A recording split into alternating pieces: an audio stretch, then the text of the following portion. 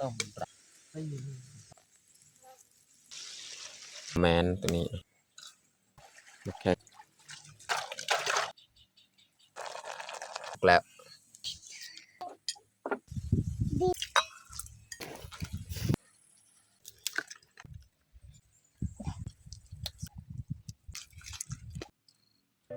อย่าลืมกดไลค์กดแชร์และกดติดตามเด้อพี่น้อง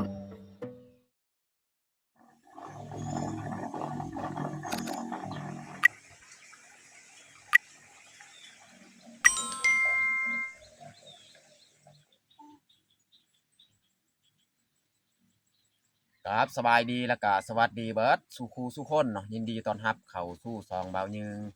มื้อนี้ก็พาลูกพาเมียเข้าให้คือเก่ามื้อนี้นี่แม่นเฮาสิลงมาเสียหญ้าเพราะว่าหญ้าอยู่ในสวนของเฮานี่มันจะปลงแล้วก็เลยเฮาสิไปเสียหญ้าเนาะแล้วก็มื้อเนอนี่แม่นเฮาสิไปเข้าพุด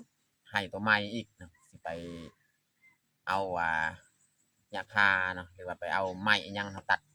เพื่อสิเตรียมไว้เฮาสิเฮ็ดเที่ยงให้อยู่หั่นเนาะเราต้องได้ตัดไว้ยานบัดเฮาสิซักเข้าให้บ่ทันนะพี่น้องก็เลยตอนนี้ก็มีเวลาว่างๆอยู่ก็เลยสิไปเอาหญ้าคากับไม้ที่เขาจะเฮ็ดเที่ยงเนาะมื้ออื่นมื้อฮื้อเนาะถ้าว่ามีเวลาสิไปแต่ว่ามื้อนี้นี่แม่นเขาสิลงมาเสียหญ้านะหลังจากเขาเสียหญ้าแล้วเขาก็มาเฮ็ดกินเฮ็ดอยากตามเดิมตามเคยนะพี่น้องเอ้าไม่ได้ทุกคนติดตามเบิ่งติดตามชมแบบยาวๆเลยคักๆแต่ดิบคักตอนนี้ก็เมียเริ่มออกแล้วเนาะออกไปเสียหญ้าเพราะว่าค่อยต้องได้เบิ่งน้องแพงน้องพลอยก่อนเนาะจะน้อยก็ลงคือกันถ้าว่าน้องแพงน้องพลอยนอนก็สิได้เสียหญ้าหลายชั่วโมงพี่น้องเนาะตอนนี้เมียลงไปก่อน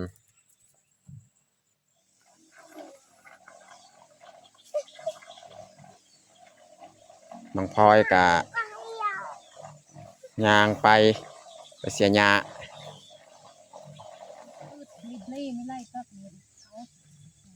หญ้านี่ลายขนาดพี่น้องเนาะลังเขาจูดเรียบร้อยนี่มันปงเต็มเลยนี่พี่น้องเนาะเต็มพื้นดินเลยมันปง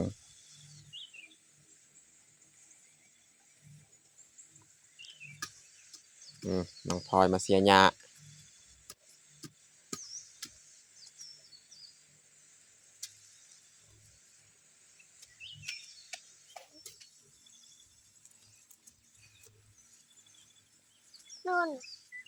นู่นนี่ก็จะคุปปัดเอา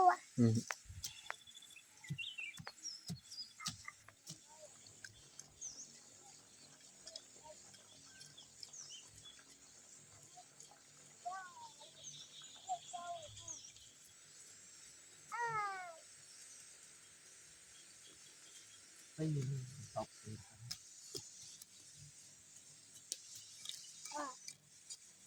เวลา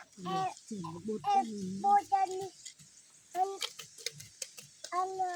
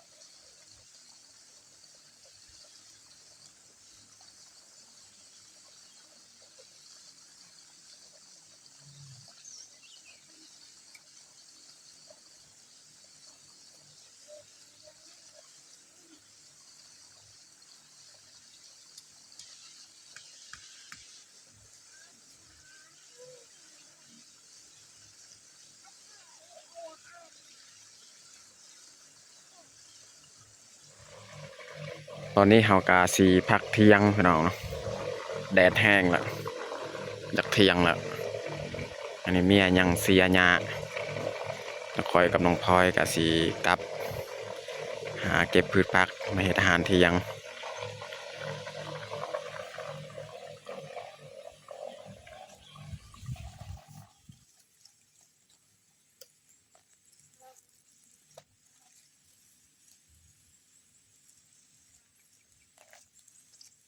กาดอันนี้กะปลูกใหม่ๆพี่น้องกะใหม่ๆ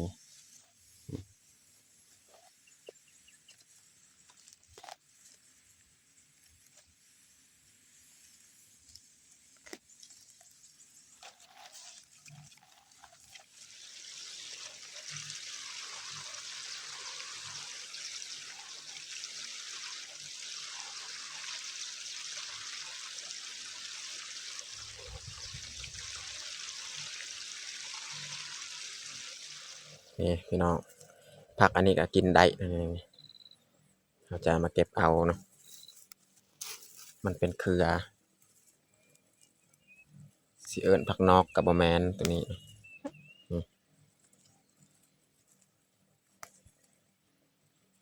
ผักอันนี้มันบ่ได้ขมเนาะผักนอกรสชาติมันสิขมๆนะตัวนี้นี่บ่ขมเอามาแกงใส่ปลาหยังก็แซ่บพี่น้องเนาะแกงใส่ปลาแห้ง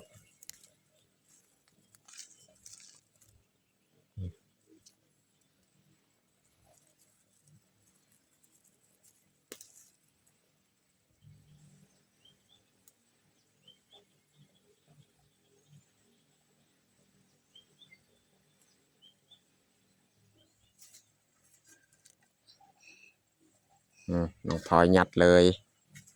ผักที่เราเก็บเมื่อกี้แล้ว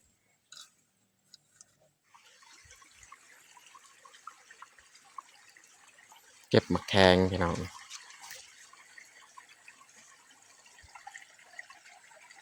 มะแขงขม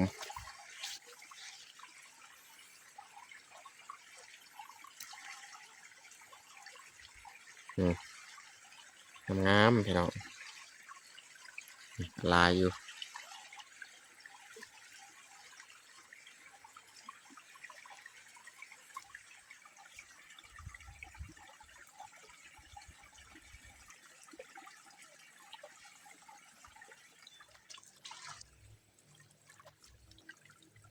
ตอนนี้การหลังจากเขาเก็บพืชผักเรียบร้อยก็เอามาทำความสะอาด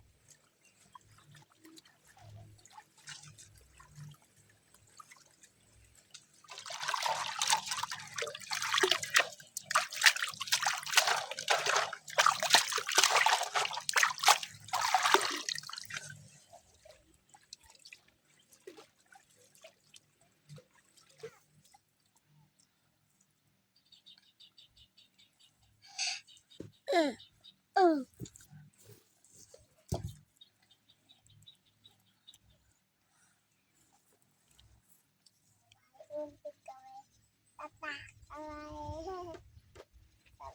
ตอนนี้ก็เขาเก็บพืชผักก็เรียบร้อยเนาะ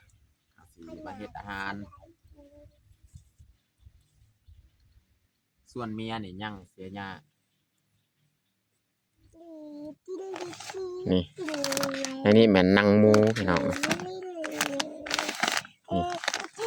ซีด2เซนนังอีกนี่นะเอาสิปะปิ้งเนาะเอาสิปิ้งเอาแล้วก็ส่วนผักซุมนี้แม่นเฮาลวกนี่มะแขงนี่ยังเฮาลวกเบิดแล้วก็ตำแจ่วปิ้งนังหมูเนาะแล้วก็มีมะแตงจังหน่อยเฮาก็สิตำมะแตงนำ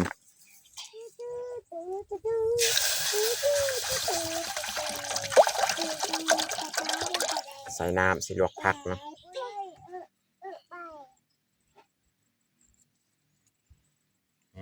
หนังหมูเขาจะเสียบเอาไปปิ้งจังหน่อยไปย่าง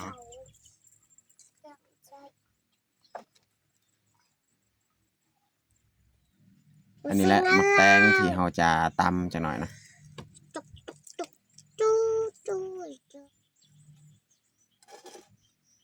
ไม่ได้เขาสีลวกเลยผักของเขาเนี่ย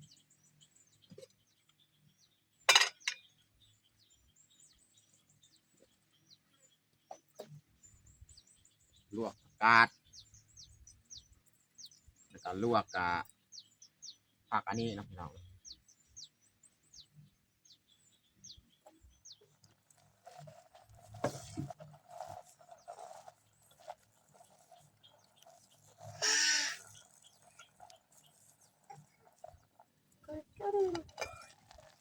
ตอนนี้ก็น่าจะสุกและลวกผักของเรา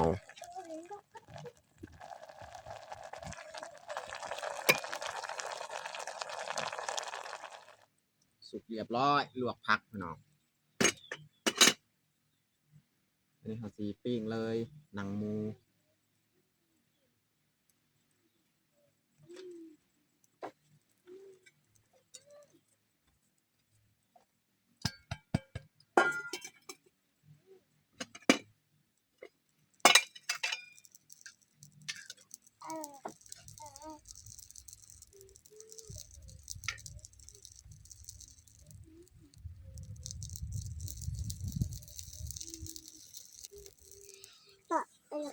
เรียบร้อยลวกผักของเรา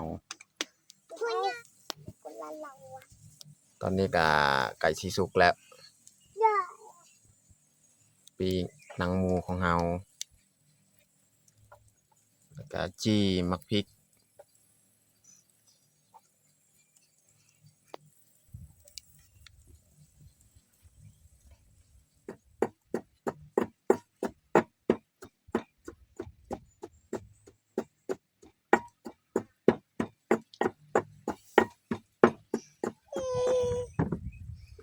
เอาสิตัดเอาครึ่งนึงพี่น้องเอามาตำครึ่งนึงนี่แม่นเอาสิปาดกินเลยนี่เบิ่งนี่เอาสิตำ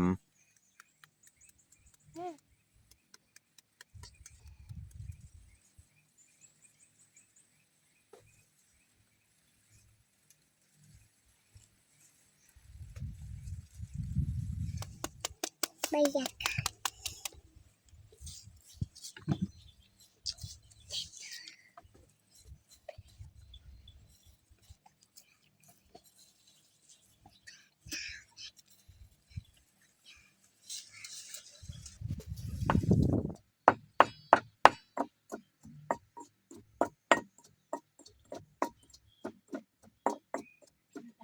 บ่ได้เอาสิตำมะฮุงบ่แม่นมะฮุงขออภัยตำมักแตง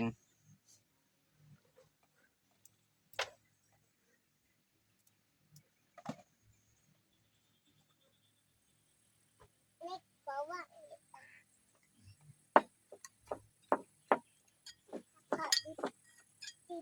อยากขายป้าค่ะโอ้ยอันนี้ตักจะระวังลา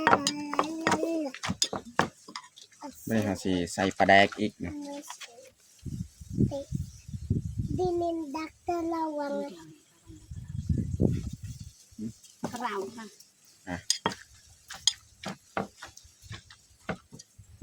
Larikan paha.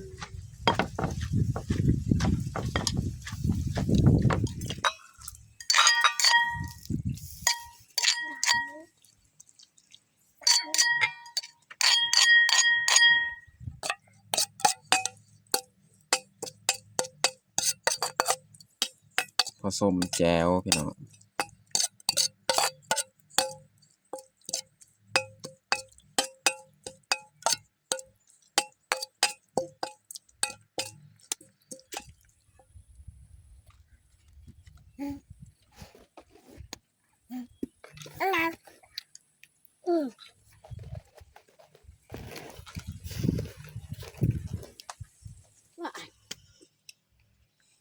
ตอนนี้ก็เรียบร้อยแต่งปลาเขาของเฮาปิ้งหนังหมู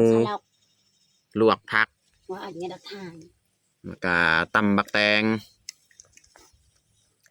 แล้วก็มักแข่งคมนี่ปาดบักแตงนำแล้วก็แจวสำหรับอาหารเที่ยงของเฮากับบัดสำนี้แหละพี่น้องตอนนี้ก็เรียบร้อยแต่งข้าวมันจะเฮาจะลงมือกินข้าวเที่ยงเลยเอามาทุกคนมากินข้าวเที่ยงน้ำกันเอาน้องพ่อยเอิญลุงปามกินข้าว มากินข้าวเที่ยงน้ำกัน บรรยากาศจะฮ้อน แดดแต่ว่าอยู่ให้เฮานี่มีลมพัดเย็น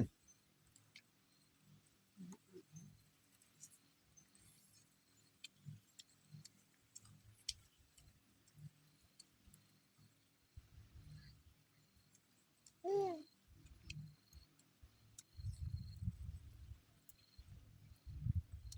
จังได้ อ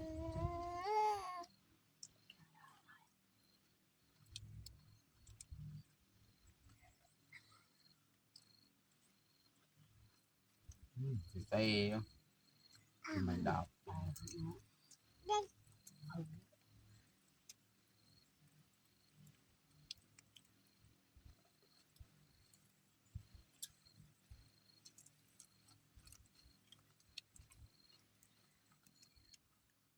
อาชีพสาวให้สาวส่วนคือเฮานี่แต่ละมื้อนี่มันต้องได้เข้าส่วนเขาให้ ก็ยืนหลงหลังมาออก เพราะว่าเป็นอาชีพหลักของเฮาเขาให้เขาส่วน อืมอืม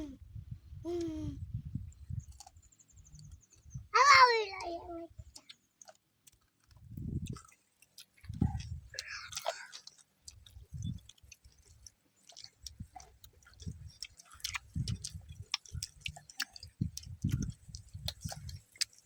กอกปัด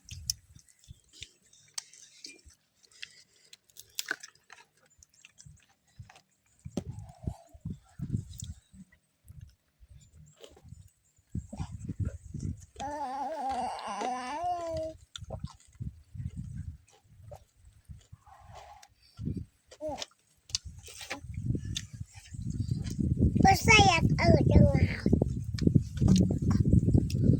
บุรีใส่อยาก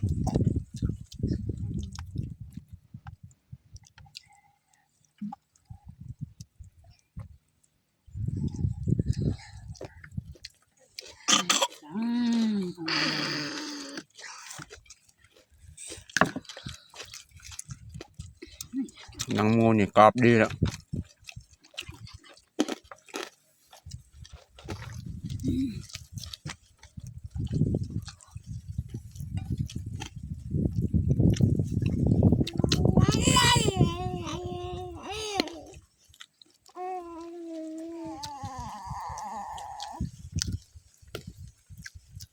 เป็นตา